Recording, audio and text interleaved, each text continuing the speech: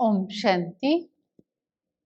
आज की मुरली में बाबा ने हम बच्चों को कहा कि तुम्हें दुनिया वालों को मुख्य बाप का परिचय देना है और जो बाप ने शिक्षाएं दी वे भी सबको बतानी है, क्योंकि ये दोनों ही बातें दुनिया वाले भूले हुए हैं। बाबा ने कहा फिर उसके बाद ये भी समझाओ कि हम सब आत्माएं आपस में भाई भाई हैं और यहाँ इस दुनिया में ये शरीर लेकर हर कोई अपना अपना पार्ट प्ले कर रहा है, रोल बजा रहा है। फिर बाबा ने कहा ये भी बताओ कि वर्तमान समय बाप आया है हमें नई दुनिया में ले जाने के लिए, नई दुनिया अर्थात स्वर्ग में ले जाने के लिए। लेकिन हम भाई तो इस समय पतित हैं, अब पतित तो स्वर्ग में जा नहीं सकते, इसलिए पावन बनना जरूरी है। तो पतित से पावन बनाना ये बाप का ही काम है। फिर बाबा ने कहा ये समझाने के बाद उनसे पूछो आपको समझ आया? फिर उनसे कहो लिखो। क्या लिखो?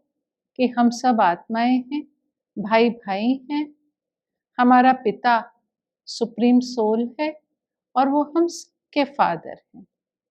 बाबा ने कहा जब ये बात उनको पक्की पक्की अच्छे से समझ आ जाए फिर उनको समझाओ कि परमात्मा बाप वर्तमान समय हमको सृष्टि के आदि मध्य अंत का ज्ञान भी दे रहे हैं। फिर बाबा ने कहा फिर चक्र का ज्ञान दो कि कैसे सतयुग त्रेता में हम थे, वहां पर देवताएं रहते जिनको सूर्यवंशी कहा जाता, जो 16 कला और 14 कला थे न, स्वर्ग और सेमी स्वर्ग था जो पास्ट हो गया। फिर बाबा ने कहा उनको बताओ कि कैसे देवताएं वाम मार्ग में गिरे और द्वापर कलयुग आ गया ना। फिर रावण के बारे में बताओ कि रावण कौन है, कि 5 विकार स्त्री में, 5 विकार पुरुष में। फिर बाबा ने कहा उनको संगम पे ले आओ कि इस समय परमात्मा आए हैं हमको पतित से पावन बनाने, फिर से हमें स्वर्ग की बादशाही देने। लेकिन उनको ज्ञान देने के लिए, हमें यह समझाने देने के लिए शरीर चाहिए, नहीं तो वो हमसे बात कैसे करें। तो बाबा ने कहा इस तरह से आप सबको, दुनिया वालों को बाप का परिचय दो और उनसे नोट भी कराओ, उनको बोलो ये चीज नोट करें। तो बाबा ने कहा फिर क्या होगा, ये जो सर्वव्यापी का किचड़ा है जो बुद्धि में बैठा हुआ है वो उनकी बुद्धि से निकल जाएगा। फिर उसके बाद बाबा ने आज कर्मों का भी ज्ञान दिया। बाबा ने कहा कि आत्मा में संस्कार होते हैं और संस्कार अनुसार ही आत्मा कर्म करती है। सत्युग त्रेता में हमारे कर्म कैसे थे? अकर्म थे, न्यूट्रल थे। क्यों? क्योंकि वहां पर हम आत्म अभिमानी थे। फिर उसके बाद द्वापर कलयुग में हमारे कर्म विकर्म बन गए, देह अभिमान में आ गए, जिसको बाबा कहते हैं ना 63 जन्मों का आपका हिसाब किताब है। और वर्तमान संगम युग पर बाबा ने कहा आपके कर्म कैसे हैं? इस समय श्रीमत पर अगर हम चलते हैं तो हमारे कर्म श्रेष्ठ हो जाते हैं। फिर बाबा ने कहा सतगुरु का काम क्या होता है? गुरु का काम होता है पतित से पावन बनाना। इसलिए पहले वानप्रस्थ अवस्था में गुरु करते थे और वो गुरु लोग क्या करते थे, गृहस्थी से किनारा कराते थे कि गृहस्थी से अब निकलो बाहर।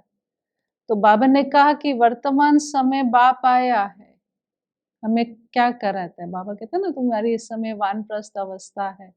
तो बाबा भी इस समय एक्चुअल में सच्चा सच्चा सतगुरु बाप है जो हमको पतित से पावन बना रहे हैं। कैसे? बाबा ने कहा ये भाग्यशाली रथ द्वारा ना, ब्रह्मा बाबा के रथ द्वारा हमको ज्ञान दे रहे हैं।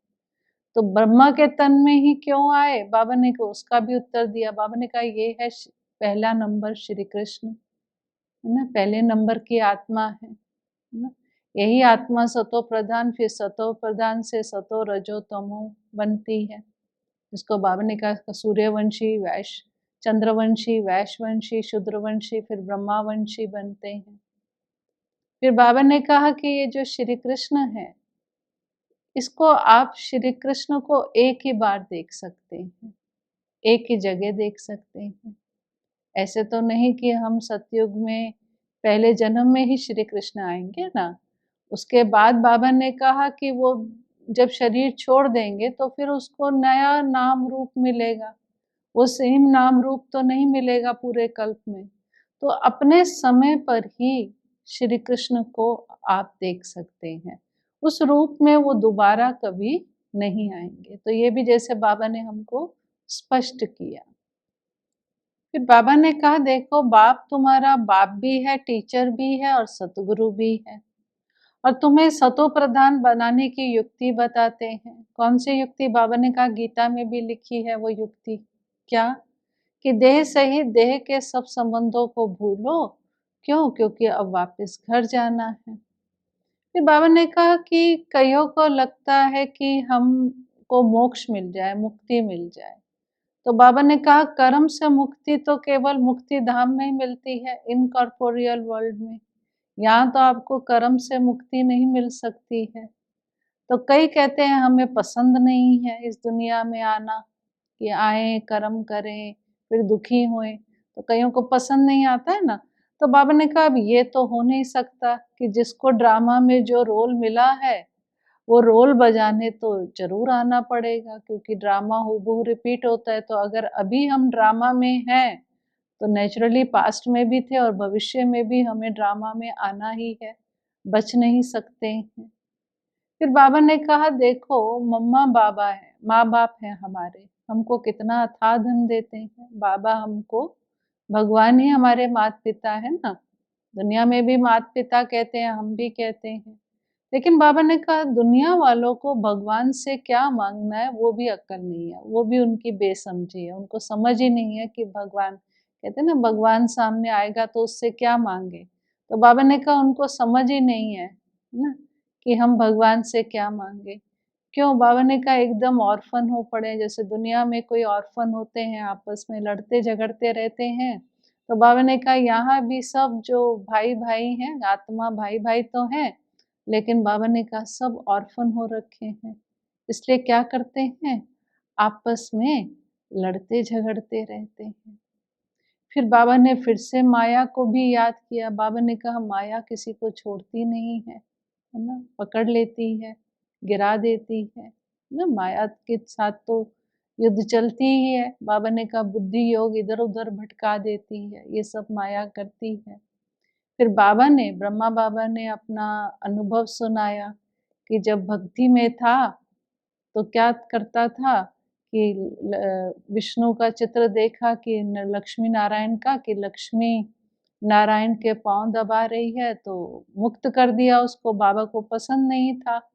फिर बाबा ने कहा जब मैं याद करता था और अगर मेरी बुद्धि इधर उधर भागती थी, भक्ति में भी भगवान को याद करता था, तो अपने आप को जमाट मारता था कि क्यों बुद्धि भागती है।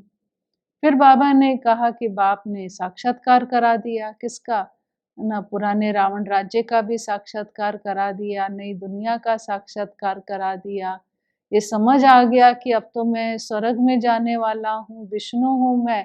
तो बाबा को लगा कि अब ये रावण राज्य में मुझे क्या करना है, अब ये मुझे नहीं चाहिए, अब तो मुझे स्वर्ग में जाना है। तो एकदम नशा चढ़ गया ना बाबा को। तो बाबा ने कहा ये नशा कैसे चढ़ा, ये बुद्धि ने निर्णय कैसे लिया? तो बाबा ने कहा यही तो ईश्वरीय बुद्धि मिली मुझे। तो ईश्वरीय बुद्धि से निर्णय लिया और क्या करा, सब कुछ माताओं को दे दिया संभालने के लिए, खुद मुक्त हो गया, फ्री हो गए। फिर बाबा ने कहा देखो, एक दो को सुनाते सुनाते आज कितने आ गए बाबा के घर, और अब तो हम देखते ही हैं कितने बाबा के बच्चे बन गए। फिर लास्ट में बाबा ने कहा कि देखो, तुम कहते हो 7 रोज के लिए आओ, तो क्या होता है, एक दिन आते हैं, दूसरे दिन माया उनको पकड़ लेती है, खलास, रेगुलर हो नहीं पाते हैं। तो बाबा ने कहा कि विनाश तो सामने खड़ा है, विनाश भी होना है, स्थापना भी होनी है। तुम पुरुषार्थ करते हो, म्यूजियम बनाते हो, प्रोग्राम करते हो, ना, लेकिन बाबा ने कहा जो कल पहले आए होंगे वह आ जाएंगे। और आज के वरदान में बाबा ने एवर हेल्दी रहने का तरीका बताया। तो बाबा ने कहा कि श्रेष्ठ प्राप्तियों की अगर हम स्मृति में रहते हैं तो हम प्रत्यक्ष फल हमें क्या मिलता है? खुशी, है ना। और खुशी ही हेल्दी रहने का तरीका है। तो बाबा ने कहा देखो संगम युग पर ये विशेष वरदान है कि अभी अभी कर्म करो और अभी अभी प्रत्यक्ष फल खुशी का प्राप्त करो। बाबा कहते हैं ना कि एक तो भविष्य फल है और एक प्रत्यक्ष फल है। तो संगम युग पर प्रत्यक्ष फल हमें मिलता है खुशी। और बाबा कहते हैं दुनिया में भी कहते हैं कि हेल्दी रहने के लिए फ्रूट फल खाओ। तो यहाँ पर भी बाबा कहते हैं कि ब्राह्मण लाइफ में भी जो प्रत्यक्ष फल खाता है वो सदा हेल्दी रहता है ना, एवर हेल्दी रहता है। यहाँ पर हेल्थ क्या है? यहाँ हेल्दी रहना माना खुशी, मानसिक हेल्थ, है ना। शरीर से तो ऊपर नीचे होंगे लेकिन मन जो है वो हेल्दी रहेगा, इसलिए मन मना भव है। तो बाबा ने कहा ये प्रत्यक्ष फल आपको हेल्दी बनाता है। इसलिए अगर कोई भी आपसे पूछे कि आपका क्या हाल चाल है, तो ब्राह्मण बच्चे क्या उत्तर देते हैं ना? हाल कैसा है? खुशहाल है। और चाल कैसी है हमारी? फरिश्तों जैसी चाल है।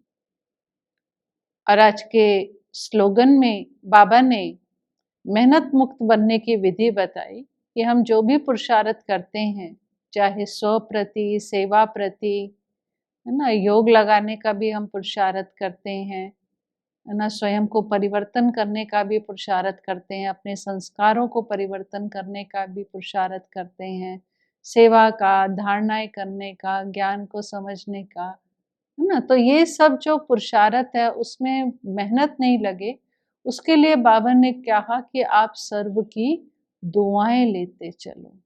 अगर आपके पास सबकी दुआएं हैं तो दुआएं आपको मेहनत मुक्त बना देंगी। ओम शांति।